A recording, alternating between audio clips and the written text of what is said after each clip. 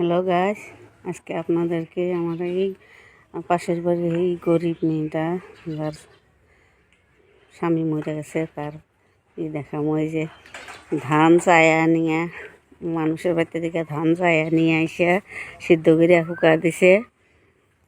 তারপরে এই যে বৈশা ধান শুকাইতেছে আর বৈশা মরিচ জ্বলা ভাত খাইতেছে।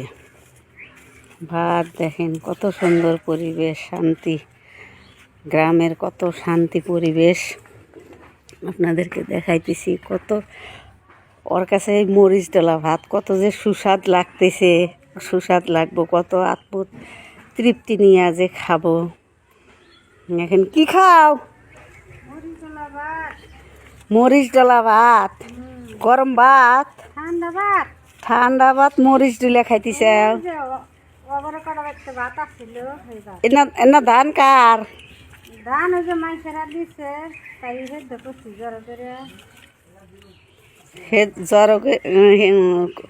মানুষের বাড়ি থেকে আইনা জড়ো করিয়া হেদ্দ করিয়া শুকা দিছে। বাহ, কি সুন্দর! কয় মন ধান হবো?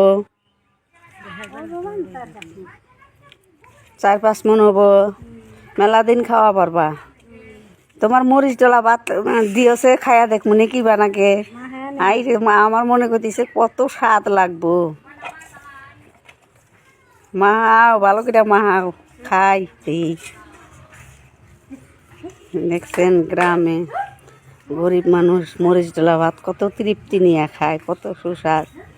এই মরিচ ডলা ভাত 4টা জোটাইতে কত পরিশ্রম করে, মানুষের ঘরে ঘরে যায়, মানুষের বাড়ি বাড়ি যায়, চায়া আনে, ধান চায়া আনে, চাউল চায়া আনে। কত কষ্ট, স্বামী ছাড়া মানুষের কত কষ্ট। যাদের আছে তাদের কাছে তো কিছুই না, যার নাই সে বুঝে দুনিয়া।